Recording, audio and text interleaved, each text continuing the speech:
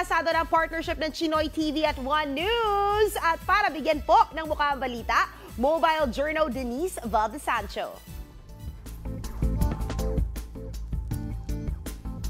May bagong show na magpapaganda ng Sunday night natin. Bridging the gap between Chinese and Pinoy culture. Yan ang goal ngayong Chinoy TV has a new home. We're happy to hear from Mr.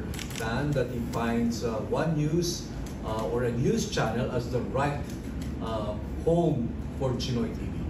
Mula 2010 nang magsimulang bumuo ng mga programa ang Chinoy TV, talagang naging goal na nila ang ipamalas ang ganda ng Filipino-Chinese culture. Kitang-kita naman sa Chinese by blood, Filipino by heart maging ang Mr. and Miss Chinatown Global. Ngayon nga, choosing One News as their partner platform is the perfect decision.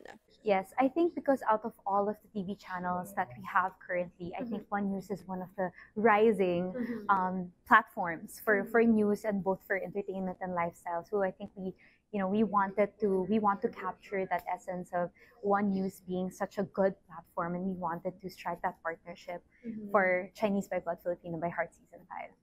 Kaya naman para sa partnership na ito, new season agad ng Chinese by Blood, Filipino by Heart ang mapapanood at marami pang dapat abangan. For one of the prominent profilers that we will be having on our show as a guest is Dr. Z Teo. So I think he exemplifies what this new season would bring on because he is not a Chinoy. He's actually a Chinese Singaporean. We wanted to know what it's like for him, as a Chinese Singaporean, and then making his kids grow in a country that's Chinoy community-based. Sa ngayon, mapapanood ang show na Chinese by Blood, Filipino by Heart ng Chinoy TV sa One News. Kada linggo yan tuwing alas 8 ng gabi. Mobile journalist Denise Valdesancho po, hatid ang mukha ng balita.